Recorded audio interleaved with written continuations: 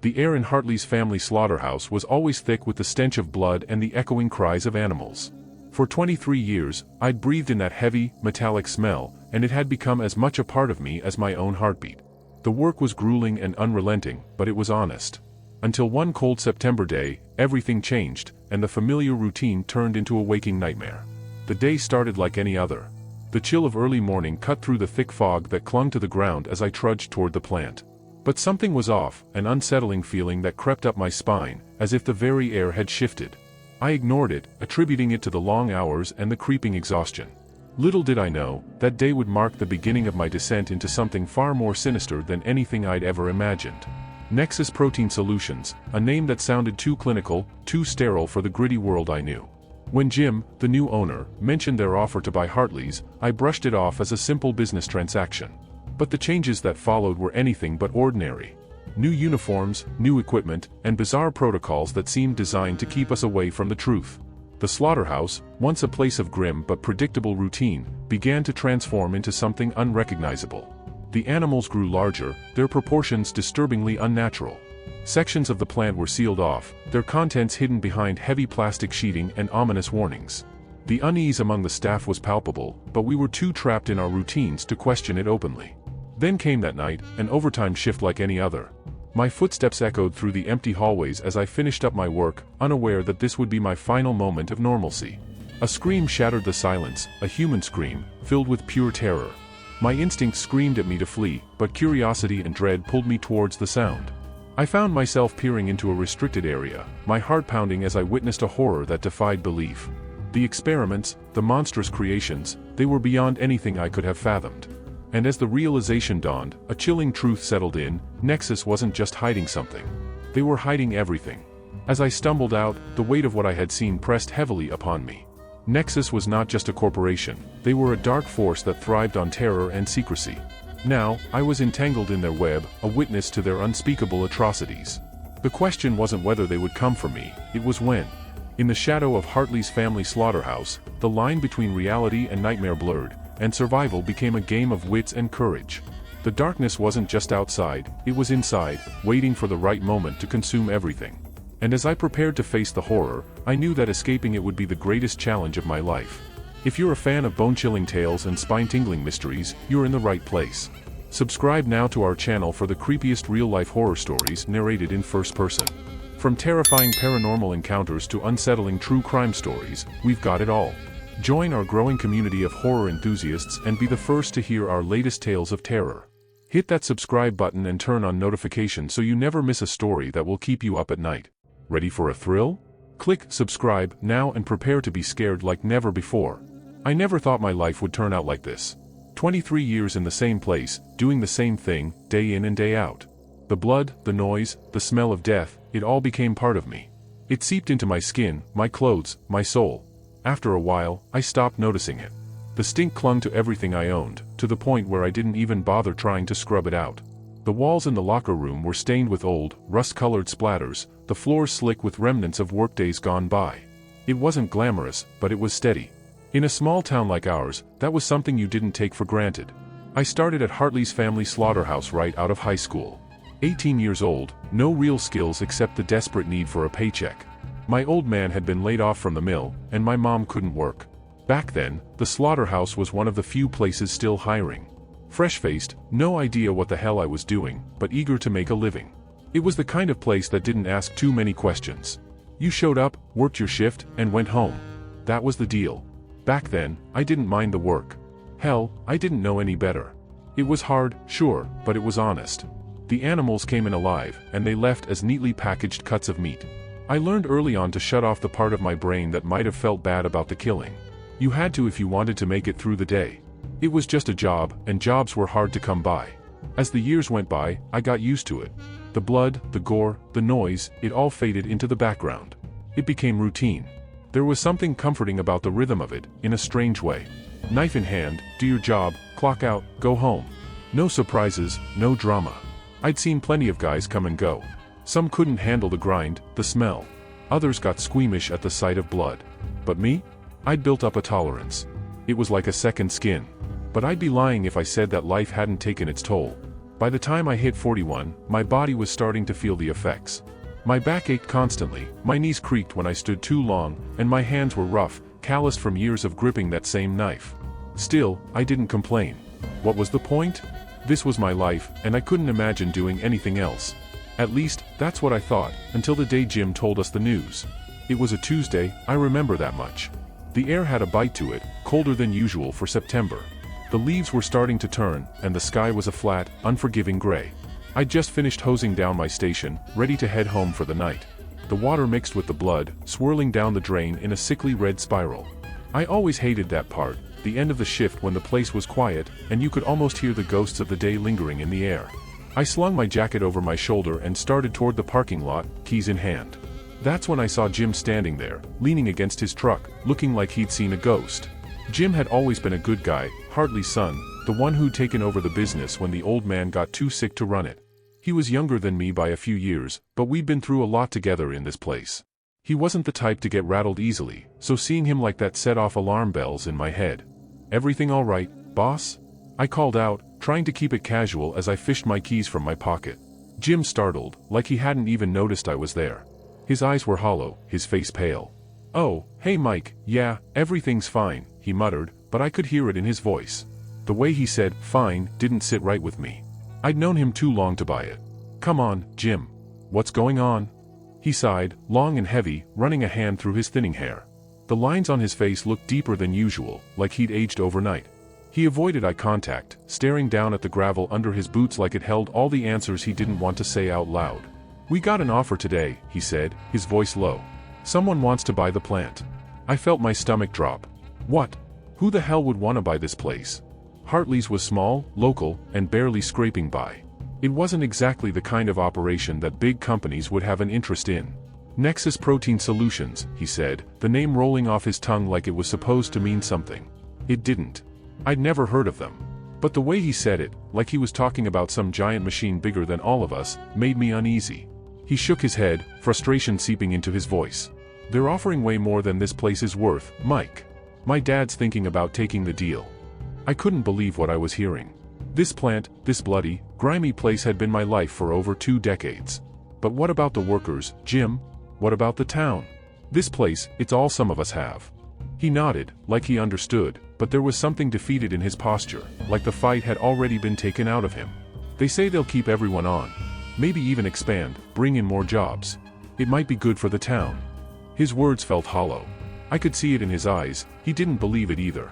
But what could I say? The decision wasn't mine. I could feel the shift happening, and for the first time in years, I felt something unfamiliar, fear. 3 weeks later, Hartley's family slaughterhouse didn't exist anymore. The sign was still up, but the name meant nothing. It was Nexus Protein Solutions now. A slick, corporate monster had taken over, and that's when everything started to change. At first, it was easy to ignore the changes. They came slowly, like a slow drip of water you don't notice until the room's already flooded. I figured the new uniforms, the fancy equipment, and the extra safety protocols were just part of being bought out by a bigger company. Nexus Protein Solutions was all about modernization, or so they claimed. I tried to tell myself it was for the better, that maybe this upgrade would make our lives easier, maybe even safer. But the feeling in the pit of my stomach told a different story. The thing about working in a slaughterhouse for over 2 decades is you get used to a certain rhythm. You know what to expect, what things should sound like, smell like, even feel like. When something's off, even just a little, you notice. At first, it was the earplugs. They said the noise levels were getting dangerous with the new equipment, but I'd been listening to the same sounds for 23 years. The lowing of the cattle, the squealing of the pigs, the clang of metal, it was part of the job. The plugs dulled everything, muffled it, and for the first time, I felt disconnected from my work. The animals' cries became distant, almost inhuman, as if the life was being drained from them before the knife even touched their throats. Then came the respirators. Heavy-duty masks that clung to our faces, making the air feel thick and metallic. They said it was for our protection, something about airborne pathogens. That didn't sit right with me. We'd never had a problem with air quality before, and in all my years here, I'd never heard of anyone getting sick from the work. But the new floor manager, Ms. Vance, didn't leave room for debate. She was the kind of woman who ran a tight ship, efficient, cold, all business. If she told us to jump, we'd ask how high. Wearing the respirators made it even harder to communicate. The workers, my coworkers, guys I'd spent years working beside, felt like strangers. We moved in silence, using hand signals to get by, but something about it felt wrong. Like we weren't supposed to talk, like Nexus wanted us to keep our mouths shut, literally and figuratively. But the real change? That came with the remodel. It was subtle at first, easy to miss unless you were paying attention. Over a weekend, they shifted things around, altered the layout of the plant. Entire sections were suddenly blocked off with thick, opaque plastic sheeting. We weren't allowed near those areas. Ms. Vance and her team of assistants were the only ones who had access. It was like they were hiding something they didn't want the rest of us to see. I remember standing there on Monday morning, staring at the new setup, feeling like I was in a place I didn't recognize. I asked around, but no one knew much. Most of the guys just shrugged it off, saying the new layout was supposed to make the operation more efficient. But efficiency wasn't what was bothering me. It was the secrecy. The way everything was suddenly locked down, with no explanation. Then the livestock started arriving. I remember the first batch that came through after the remodel. At first glance, they looked like regular cattle, pigs, the same kind of animals we'd been processing for years. But as I got closer, I noticed something was off. They were bigger, too big, almost unnaturally so. Their bodies were swollen, their proportions slightly wrong. The legs were thicker, the eyes larger, their movements slow and sluggish. It was like someone had taken a normal animal and stretched it, distorted it just enough that you couldn't put your finger on what exactly was wrong, but you knew something was. I tried to ignore it, chalk it up to a new supplier or some kind of breeding program I didn't know about. But day after day, the animals kept coming in, and each one was stranger than the last. Their skin felt different under my hands, tougher, almost rubbery in places. Their blood wasn't the same either, thicker, darker, with a strange, almost metallic smell that lingered long after I'd washed up. One day, I finally worked up the nerve to ask Ms. Vance about it. I waited until the end of my shift, when most of the others had gone home. She was standing by the entrance, clipboard in hand, overseeing the end-of-day cleanup. "Ms. Vance," I started, keeping my tone casual, "what's up with the new livestock? They seem different." She turned slowly, her eyes narrowing as they locked onto mine. "Different how, Michael?" Her voice was as cold as ever, but there was something sharper beneath it, like a blade hidden in velvet. I hesitated, feeling my mouth go dry. "They're bigger than usual. Heavier. And their proportions seem off." For a moment, she didn't say anything. Just stared at me with that icy, unblinking gaze. Finally, she spoke. "Are you questioning the quality of our livestock, Michael?" I felt a chill crawl down my spine. "No, ma'am," I muttered quickly. "Just an observation." She didn't blink, didn't move. "Your job is to process the animals, not to make observations. Is that clear?" "Yes, ma'am," I replied, biting back the unease that was clawing at my insides. She gave a curt nod and turned back to her clipboard, dismissing me without another word. But that conversation stuck with me. The way she'd looked at me, like I'd crossed some invisible line. The way she'd shut me down, as if even asking questions was a dangerous game. That night, I lay in bed, staring at the ceiling, trying to make sense of it all. The new protocols, the weird livestock, the sealed-off sections of the plant. I couldn't shake the feeling that something was wrong, deeply wrong. But what could I do? I was just a guy with a knife, a cog in the machine. And Nexus had made it clear they didn't care about what I thought. Still, the questions kept gnawing at me. The sounds I could barely hear through the earplugs, strange, guttural noises that weren't quite animal. The way the livestock moved, slow and awkward, like they were carrying a weight too heavy for their bodies. And the blood? God, the blood. I'd been around blood my whole life, but this was different. Thicker, darker, almost black in some cases. It clung to the floor, the walls, my boots. No matter how much we cleaned, I could still feel it beneath my feet, like it was seeping into the very bones of the place. I knew I wasn't imagining it. But the more I thought about it, the more I realized, if I kept asking questions, if I kept poking at the edges of whatever was happening here, I might not like the answers I'd find. Worse yet, I might not get the chance to find them at all. The days dragged on, each one blending into the next in a haze of blood, sweat, and dread. I couldn't shake the feeling that I was being watched, like eyes were always on me, even when I was alone in the locker room, scrubbing off the day's grime. It wasn't just paranoia. There was something different about the way Ms. Vance and her assistants moved through the plant. Before, they'd mostly stayed in their offices or hovered at the edges of the kill floor, watching us work. But now, they were everywhere, constantly monitoring us like hawks. I started to notice little things, the way they would whisper among themselves, casting furtive glances toward the blocked-off sections. And then there were the nights. I'd been pulling a lot of overtime, too much overtime, really. The money was good, and I needed it, but that wasn't the real reason. No, the truth was I couldn't stand being at home. When I wasn't at the slaughterhouse, I'd lie awake at night, my mind replaying the strange events over and over, trying to make sense of them. So I stayed late, hosing down the floors long after the others had gone home, losing myself in the monotonous rhythm of the work. The repetitive motion kept my mind from spiraling too far down into the questions I didn't want to face. One night, I was working alone again. The air was thick with the stench of bleach and blood, and the low hum of the fluorescent lights buzzed in the silence. It was eerie how quiet the plant became after hours. Without the sound of machinery and men, the place took on a life of its own. The silence pressed in on me, making every little noise, a drip of water, the creak of metal, seem louder, more threatening. I was halfway through scrubbing the floor when I heard it. A scream. Not an animal this time. Not the high-pitched squeal of a pig or the bellow of a cow. This was human, a raw, terrified scream that pierced the silence and sent chills racing down my spine. I froze, my heart hammering in my chest, the hose slipping from my hand. The sound had come from one of the sealed-off sections, the places we weren't allowed to go. I stood there, paralyzed, straining to hear, to make sense of what I'd just heard. For a moment, there was nothing. Just the steady drip-drip of water from the hose and the faint hum of the lights. I told myself I'd imagined it, that my mind was playing tricks on me after too many late nights. But then it came again, louder this time, closer. A desperate, guttural cry for help that made my blood run cold. I didn't think. I acted. My legs moved on their own, carrying me toward the source of the sound. Toward the plastic sheeting that separated the main floor from the restricted areas. As I approached, I could see the faint glow of lights from behind the sheeting, casting long, distorted shadows that flickered and shifted in the dimness. My hand trembled as I reached for the plastic. Every instinct screamed at me to stop, to turn around and walk away. But I couldn't. I had to know. I had to see what was happening behind those walls. Slowly, I peeled back the plastic, just enough to peek inside. The first thing that hit me was the smell, worse than anything I'd ever smelled before. It was a foul, acrid stench, like rotting flesh mixed with chemicals. It burned the back of my throat and made my eyes water.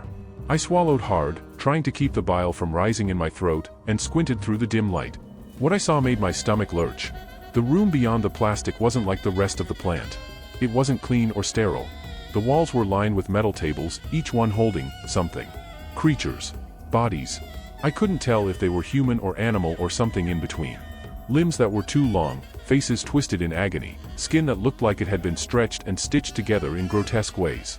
They lay there, motionless, bathed in the sickly yellow glow of the overhead lights. I staggered back, my head spinning. I didn't understand. What was this place?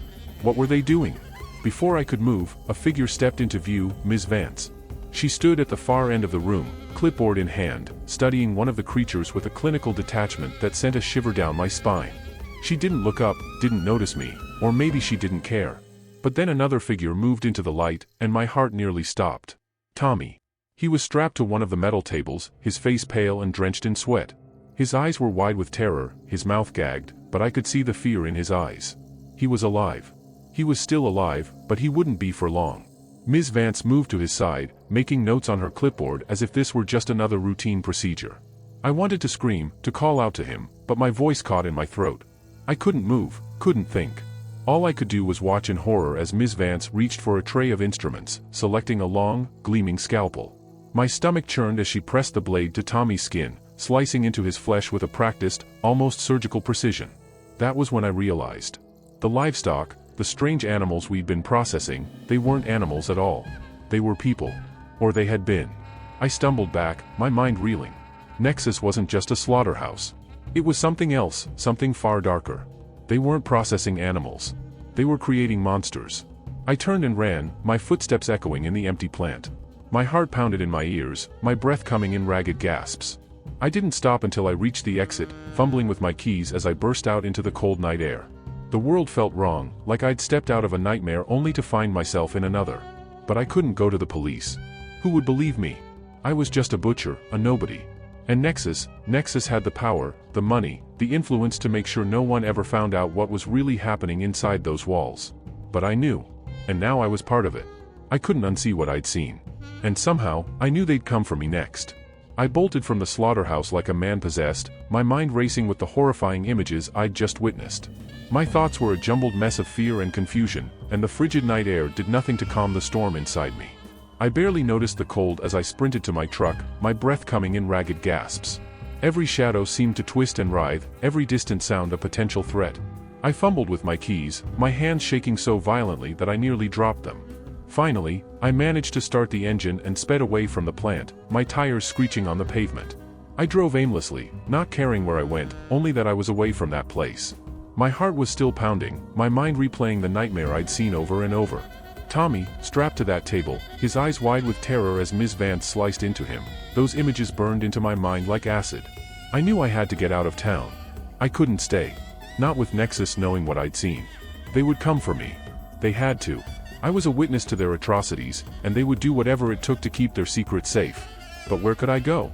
I had no idea how far their reach extended or how deep their influence went. If I went to the authorities, I risked being silenced or worse, becoming a part of their experiments myself. I ended up driving to a small, run-down motel on the outskirts of town. It was the kind of place that looked like it hadn't been updated since the 80s, but that was perfect. No one would think to look for me here.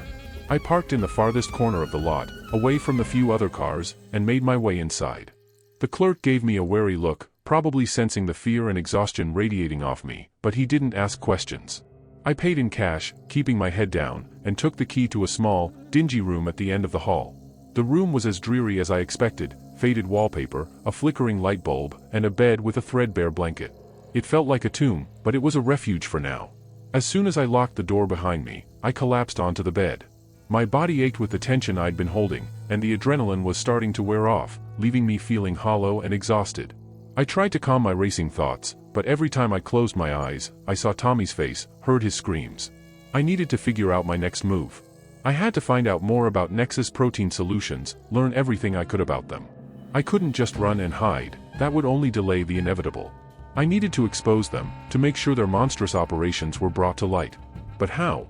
I didn't have any evidence, just my word against theirs. And they'd been so meticulous about keeping everything hidden. My phone buzzed on the nightstand, jolting me from my thoughts. I stared at it, my heart leaping into my throat. It was a text from Jim, the old boss, probably just a check-in, but I couldn't ignore it. Not now.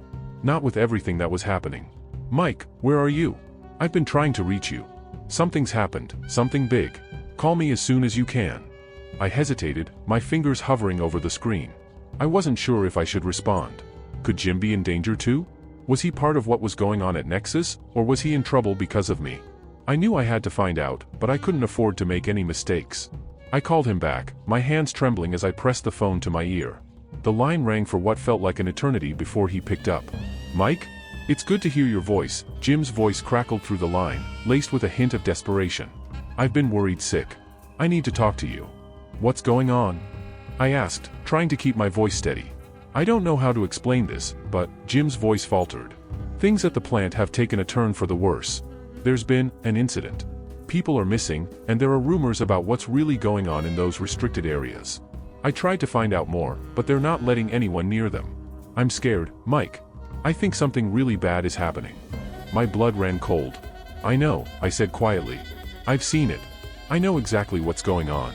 Nexus isn't just processing animals. They're doing something much worse. What do you mean? Jim sounded confused and frightened. They're creating monsters, I said, trying to find the right words. They're experimenting on people, turning them into something else.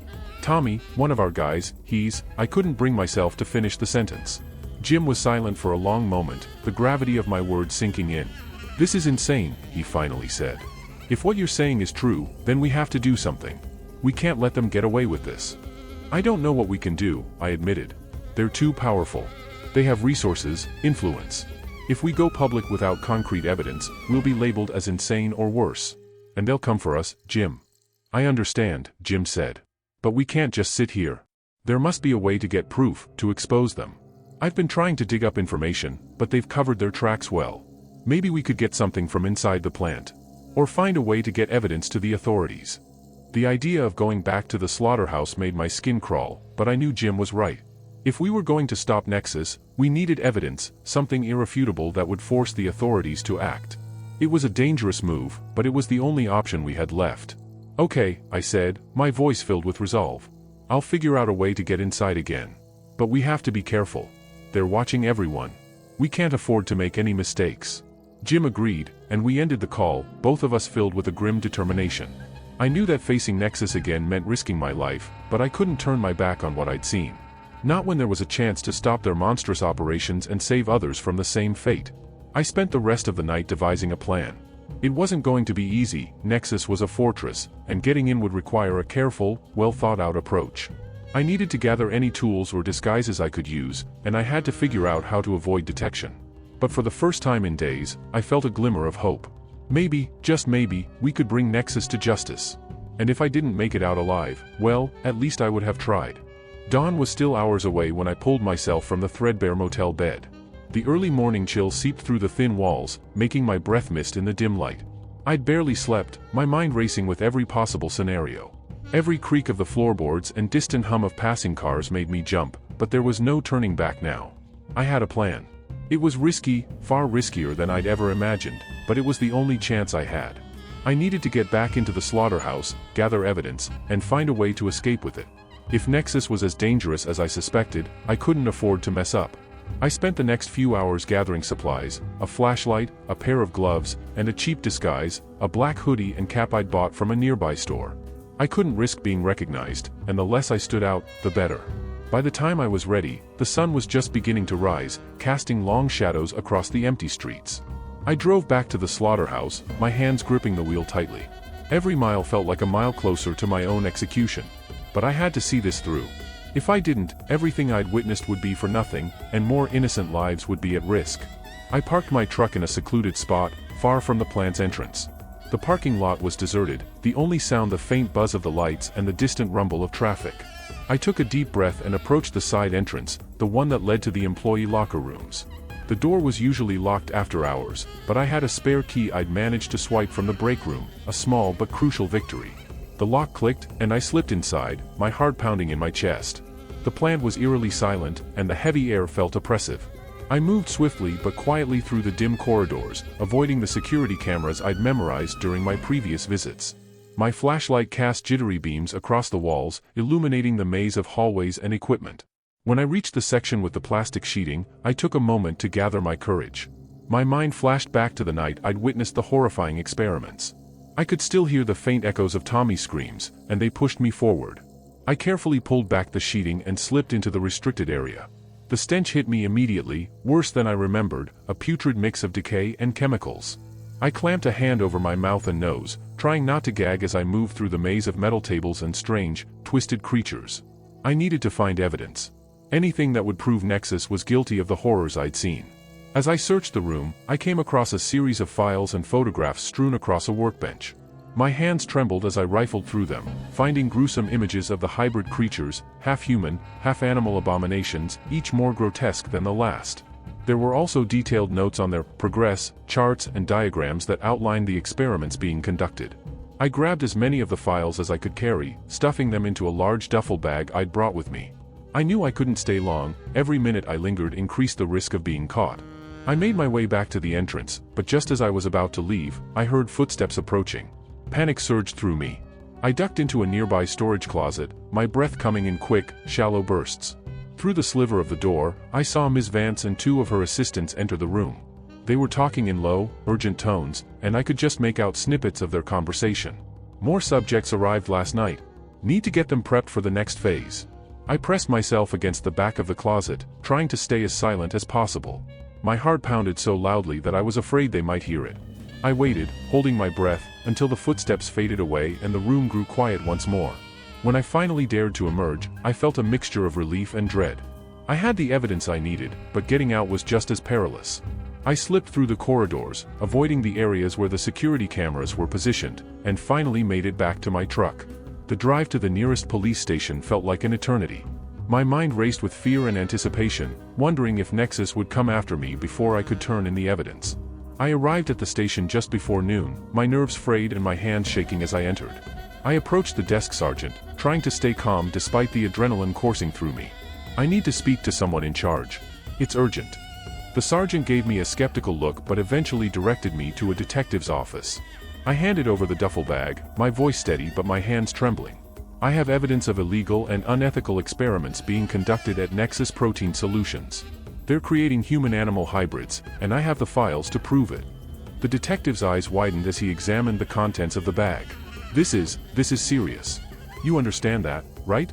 If what you're saying is true, we're dealing with a massive cover-up.